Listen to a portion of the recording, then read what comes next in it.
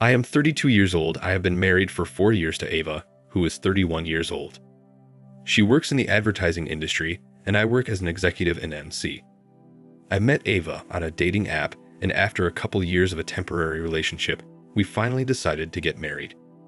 We both love and respect each other, but I think we are more a mature couple who respect each other's boundaries and don't go in circles. Ava is a creative ad developer, so she has a weird and unorganized work schedule.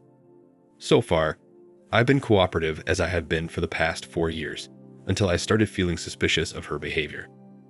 I tried to have a frank talk with her, but she brushed me off, saying I'm just thinking too much. So last year, my nephew John, who is 25 years old, graduated from a film course and wanted to find a job. Since Ava worked in the advertising industry, he asked for a recommendation. Her agency wasn't recruiting camera operators at the time, so she tried to refer him to other agencies where her friends and acquaintances worked. However, a few months later, the hiring manager at Ava's agency noticed John's work and offered him employment with a good pay. When Ava learned that John had received an offer from her agency, she advised him not to join, stating that he shouldn't move for a few months and that her agency wasn't that great, that it was a toxic work culture, and so on. Surprisingly, prior to this discussion, Ava had never complained about the toxicity of her workplace. She had been associated with the agency for years. Her advice made John suspicious that Ava didn't want him working at her agency. Although he didn't say anything, I could tell by his nonchalant face that he didn't believe her logic. After John left, I asked Ava why she didn't want John to join her agency. She said her agency wasn't a good fit for cameramen and cinematographers because the publicity director is a toxic boss. I asked her if it was toxic as she had worked there for so many years and had never complained about toxicity before. She said her reporting is different, that she reports to a creative director who is not toxic, but friends have informed her that the advertising director is a cruel man. The next day, I called John and tried to explain to him the same reason Ava explained to me last night. He said he hadn't made a decision yet and was still analyzing the proposal. He mentioned verifying information online from previous employees and so on. At that point, I left the conversation and kind of moved on. I didn't consult with John again about it, and weeks went by. Probably a couple months later, Ava came home with an angry face. I asked her why, but she ignored me and went to take a shower. I thought maybe she was stressed about some work-related stuff, so I didn't think much of it. After her shower, she went straight to bed without eating dinner. I cuddled her, asking the reason for her bad mood, convincing her to eat dinner, but she refused, saying she was tired and just wanted to sleep. I backed off, giving her space because after a busy shift, sometimes sleep is more important than food or a husband. The next morning, she was normal. She didn't say anything and I ignored it too so as not to make her angry. That night she came in late. I thought it was her usual extended shift or so, but she came in. Oh my God, she was seething. She didn't wait for me to ask her reason. She unleashed her anger on me. Apparently, she was angry because John ignored her advice and joined her agency. She went on to say that no one in my family liked her or respected her opinion. I was stunned by her response. I mean, it's okay if John doesn't take her advice, right? He's an adult and has every right to choose his own employer. Well, Ava has always been a strong woman, and I adore her for her strong character. It is because of her character that she has been able to succeed in a career dominated by male colleagues. But sometimes Ava gets selfish. In the early stages of our dating, I had a hard time connecting with her because she often insisted on her own way and would not back down from her decision. But over time, I realized that she was smart and intuitive. Her decisions and predictions turned out to be accurate more often than not. So I guess now I was used to following her instincts even if sometimes she couldn't back up her point with logic. So when Ava vented her anger at me, I didn't flare up. That would have turned her on even more. When she was done, I calmed her down. I'd assured her that I believed in her judgment with all my soul, but we can't impose that on our families, right? I told her that she tried her best to keep John from jumping into the well of fire. But if he did choose this for himself, so be it. Let him taste it and repent. To satisfy her ego, I told her she would have the last laugh. I certainly don't want my nephew to suffer, but to bear the consequences of his decision. Besides, it wasn't forced labor. He could get out of it whenever he wanted. Ava remained silent as I reassured her. I couldn't tell if I had convinced her, so I decided to let it go. More than 4 months had passed since then, but Ava was behaving strangely. At times, she would treat me coldly. Some days she behaves normally, and some days she is nothing more than a stranger to me. I tried many times to confront her, but she brushes off her behavior under the cover of hectic work and so on. Further, she insisted that I don't think too much about it because I just think too much about her. I asked her if she was still upset about the incident with John, but she said he didn't exist for her. I knew her comments were rude, but I also knew it was temporary. I didn't speak to John since he joined the agency, but I knew he was fine since he hadn't left yet. I was more concerned about Ava's behavior towards me. I focused on my work, went to the gym, and set a goal to lose 12 pounds. On John's birthday, I called him to wish him. He sounded cheerful, but when I asked him about his work, he got quiet and said he wanted to meet me. He said he had gone out that day and wanted to have lunch with me. This caught me off guard because a 25-year-old guy definitely doesn't want to have lunch on his birthday with his uncle unless it's a serious matter.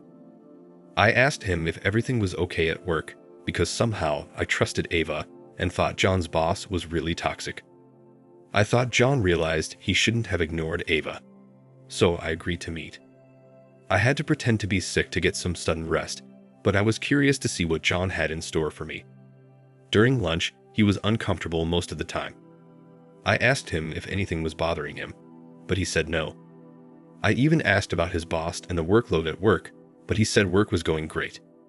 His strange behavior made me feel uncomfortable, so I asked him directly if there was anything he wanted to share with me. He was caught off guard and admitted that he had something on his mind. He told me that he had seen Ava being unusually close to her boss, the creative director. They would always have lunch together and take coffee breaks. She would often leave the office early with him, which was the subject of office gossip. He said that Ava, being his aunt, bothers him when people say such foul words to her. Since everyone in the office knows that John is my nephew, they don't gossip about Ava in his presence, but these things spread pretty quickly. I asked him if he was sure about that. He clenched his palms, apologized to me at least 100 times, and said he was sorry to tell me all this. At first, he hesitated to go into details for fear of hurting me. He only revealed the details when I insisted. He added that it could just be a rumor because they too had to accompany their boss during client meetings. So it was possible that Ava was leaving the office to meet clients. My head was heavy and I couldn't process the information. My problem was that John wasn't sure about it. It could just be speculation or unfounded gossip. Besides, I had no proof to confront Ava, which made my situation even more suffocating. I returned home feeling disoriented. I had been alone all evening, except at the dinner table. I ducked my head into my plate and started chewing my food. Ava asked me several times if I was okay, but I just nodded. I couldn't sleep, but I wrapped myself up under the covers, freezing. I don't know what I was thinking when I suddenly asked Ava, "What is the exact reason why you didn't want John to join your agency?" She was stunned. She asked me why I brought it up again. I told her with an honest face that I met John today, and he was as happy with his work as he is with his boss. She rolled her eyes and put the phone away. She took a deep breath and said, "Look, my intention wasn't wrong. I'm not sure how he got along with his boss. Maybe because they both share the same ideology." I asked her what she meant by the same ideology. She hesitantly told me that she thinks John has a conservative mindset and raises an eyebrow when a woman's skirt length is short or the neckline is a few inches lower. As for John's boss, it's almost safe to say he's a chauvinist who looks down on the women on his team. She said John is nosy and likes to dictate to the women in his house, so she wasn't comfortable with him working at her agency. I asked her why she didn't tell me about it. She said it would hurt me and there was no need to go into such details. I didn't say a word after that. In retrospect, I realized that in some ways she was right. I had often heard John tell his sister that she was no longer young enough to wear such fancy clothes and bright lipstick. He was also against his sister's decision to move out of the house and live alone. He once beat a boy to a bruise when he found him talking cozily to his sister in the school cafeteria. So it's a bit risky for me to make any judgments. Although I trust Ava, I just didn't want to be caught off guard and deceived. Anyway, I couldn't completely ignore John's instinct this time around, so I asked him to provide me with some evidence for his claim.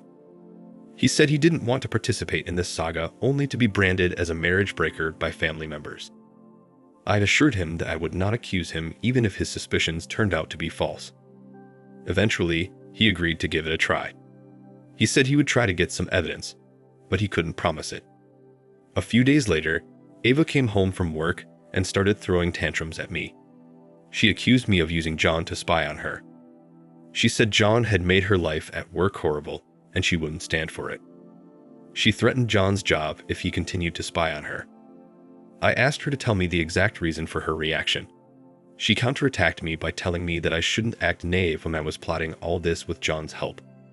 I felt terrible about lying to her, but assured her that I had no part in any of this.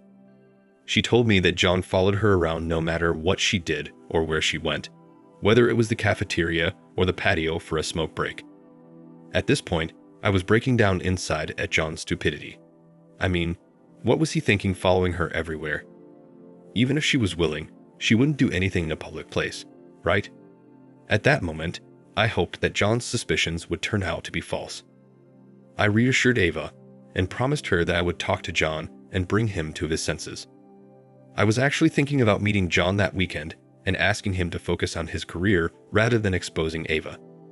The next day, I got a call from Ava's father. I was stunned when he told me that I had to pull John's strings because he had molested Ava at her workplace. For a moment, I was at a loss for words, wondering how he knew about the situation. I hesitantly asked him if Ava had said anything to him about it. He said he was near Ava's office that day, so they decided to have lunch together. During lunch, Ava opened her heart to how John had been spying on her. I don't know if it's just me or if Ava actually inflated the situation to unbelievable proportions, but I assured him that I would take care of it. When Ava got home, I told her about her father's phone call.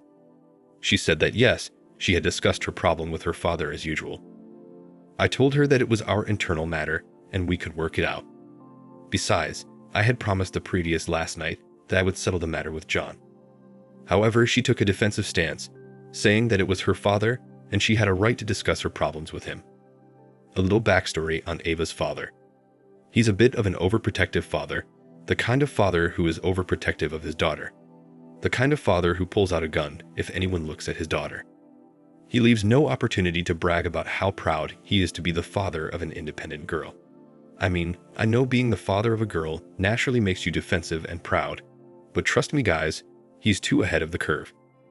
Anyway, I called John at that very moment and asked him for a meeting for the upcoming week.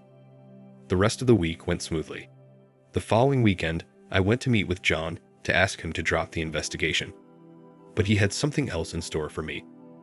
I started by thanking him for being so protective of me, and when I asked him to calm down, he stopped me and said he wanted to show me something.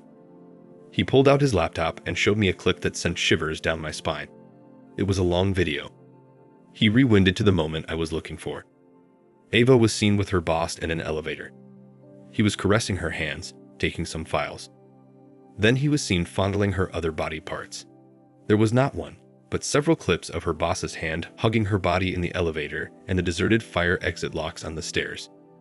I didn't have the courage to watch all the clips with my eyes wide open. I told John to give me all those files. I also asked him how he managed to get the security camera footage from the workplace. He said he couldn't name him, but he had friends in the engineering department who were able to hack into security cameras in unmanned areas of the office.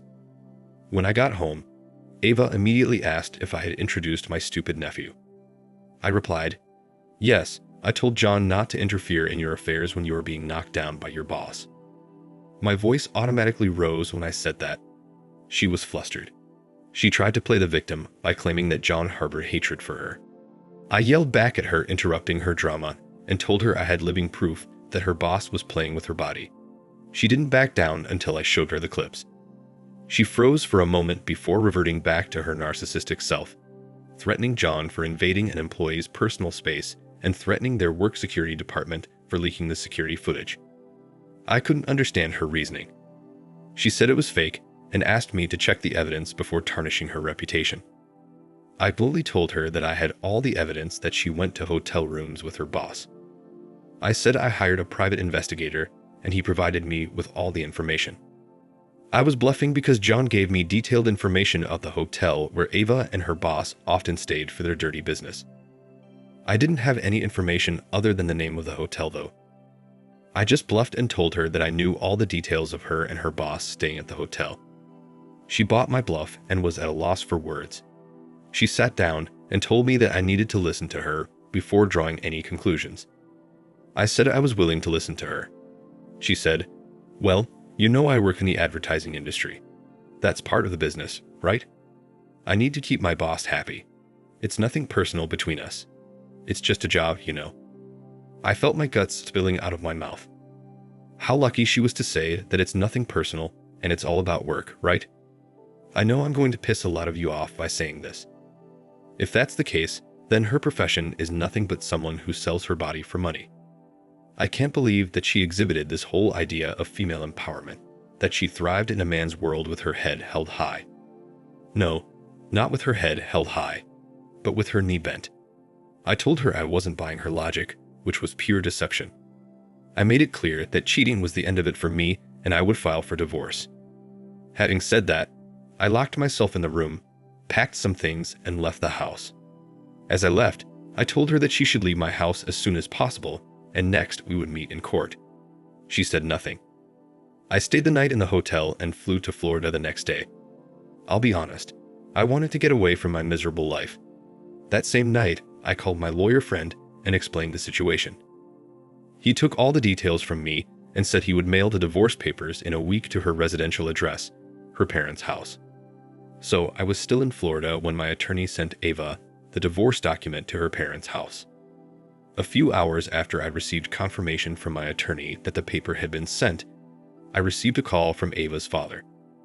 He immediately started yelling at me, accusing me and my nephew of chauvinism and selfishness.